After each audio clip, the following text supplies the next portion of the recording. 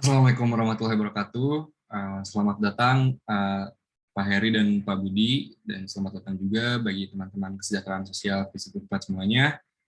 Pada kali ini saya Raffi Muhammad Sabik, NPM 1703 1019 0057, beserta teman saya. Muhammad Triatama Mazhar dengan NPM 170310190032. Ya, pada kesempatan kali ini kami akan memaparkan beberapa poin-poin mengenai pelatihan stress management yang kami susun untuk memenuhi salah satu tugas dari mata kuliah personal development. Tanpa berlama-lama lagi, langsung kita mulai saja. Sebelumnya, mari kita pahami terlebih dahulu apa itu stress management. Menurut Schaeffer, dalam Segara Rahayu 2013 halaman 5, stress management adalah suatu program untuk melakukan pengontrolan atau pengaturan stres, di mana bertujuan untuk mengenal penyebab stres dan mengetahui teknik-teknik mengelola stres, sehingga orang lebih baik dalam menguasai stres dalam kehidupan daripada dihimpit oleh stres itu sendiri. Jadi secara singkatnya, stress management adalah bagaimana cara kita untuk mengatur atau mengatasi stres yang kita alami agar stres itu tidak menghambat atau mengganggu kehidupan sehari-hari kita. Selanjutnya, ada tujuan dari stress management. Yang pertama ada mengantisipasi kemungkinan munculnya stresor atau penyebab stres. Yang kedua, mencegah terjadinya stres.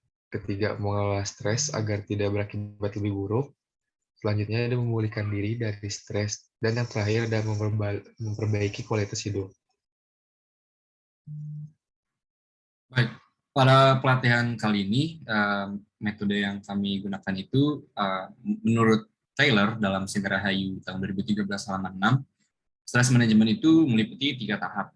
Yang pertama itu peserta mempelajari apakah stres itu dan bagaimana mengidentifikasi stresor atau pemicu stres dalam kehidupan mereka sendiri. Yang kedua, peserta memperoleh dan mempraktikkan keterampilan untuk mengatasi stres. Dan yang terakhir, peserta mempraktikkan teknik manajemen stres yang ditargetkan situasi yang penuh stres dan memonitor efektivitas teknik itu. Apakah teknik itu berhasil dalam mengatasi stres tersebut ataukah kurang efektif sehingga perlu menggunakan teknik yang lain. Selanjutnya merupakan media yang akan kita gunakan dalam teaching plan ini. Media yang digunakan berupa presentasi, PowerPoint sebagai modul dan materi pegangan baik untuk peserta maupun fasilitator selama pelatihan berlangsung. Kemudian perihal waktu yang diperlukan setiap langkah dari keseluruhan, kami mengestimasi waktu yang dibutuhkan dari setiap langkah adalah 15 menit. Sehingga secara keseluruhan waktu yang dibutuhkan kurang lebih 90 menit, di mana 15 menit tiap langkahnya karena terdapat 6 langkah yang akan kami lakukan dalam pelatihan ini.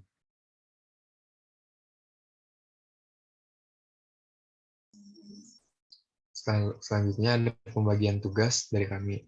Dalam menjalankan teaching plan ini, kami akan membagi-bagi sesuai waktu yang telah ditentukan. Kami akan bergantian untuk memberi materi dan mengontrol operasional teaching plan ini.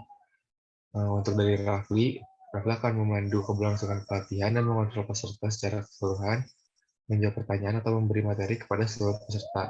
Sedangkan untuk saya sendiri, saya akan mengawasi dan mengontrol peserta secara individu, menjawab pertanyaan, atau memberi materi ke tiap individu. Baik, selanjutnya ada langkah dan proses penyajian yang akan dilakukan dalam pelatihan nanti. Seperti yang sudah saya sebutkan sebelumnya, langkahnya itu terdapat 6 langkah.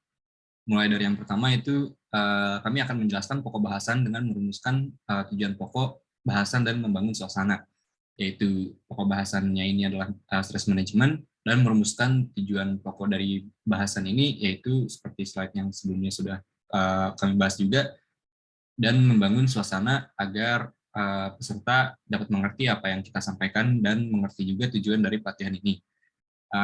Langkah yang kedua, kami menyajikan media seperti PowerPoint untuk melibatkan, memotivasi, dan mengamati peserta. Sehingga dengan adanya PowerPoint ini, para peserta akan merasa dilibatkan karena mereka disuguhkan sebuah materi pegangan atau modul yang dapat mereka gunakan dalam pelatihan ini. Pada langkah yang ketiga, kami akan menggali pendapat untuk memancing komunikasi dua arah. Menggali pendapat di sini kami akan menggali pendapat para peserta mengenai manajemen stres untuk memancing adanya komunikasi dua arah agar kami selaku pemateri atau pelatih tidak hanya memaparkan materi, namun para peserta juga dapat bebas berinteraksi dengan kami. Lalu langkah selanjutnya yang keempat, kami akan mengaitkan pendapat dengan kehidupan nyata agar jeli dalam melihat fakta dan peka dalam memilih kasus. Maksudnya di sini adalah setelah kami menggali pendapat untuk memancing para peserta tadi, kami akan mengaitkan pendapat mereka tersebut dengan kehidupan nyata.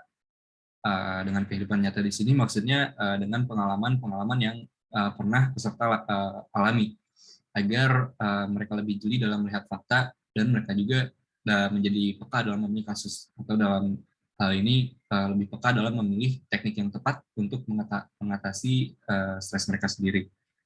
Lalu langkah yang kelima, selanjutnya kami akan mengulas, menambah, dan menegaskan untuk menggiring dan merumuskan sinergi dengan panduan materi. Setelah menggali dan mengaitkan pendapat-pendapat peserta tersebut dengan kehidupan nyata, kami akan mengulas dan menambah dan menegaskan pendapat tersebut untuk nantinya kami giring dan kami rumuskan dengan modul yang telah kami berikan berupa PowerPoint, sehingga peserta akan merasa bahwa kejadian-kejadian atau fakta-fakta yang terjadi pada kehidupan mereka itu sesuai dan beriringan dengan modul yang kami berikan. Lalu langkah yang terakhir, kami akan menyimpulkan untuk mengukuhkan materi yang telah dipelajari agar dapat menjadi pengalaman baru.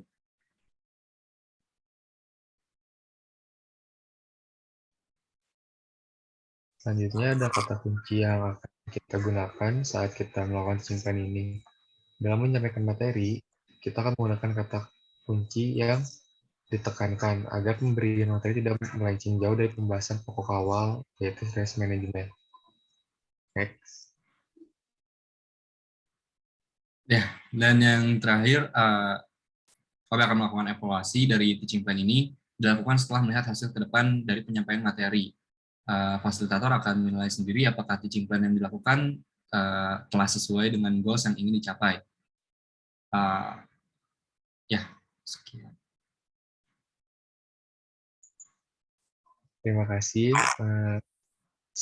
Itu semua yang ingin kita sampaikan.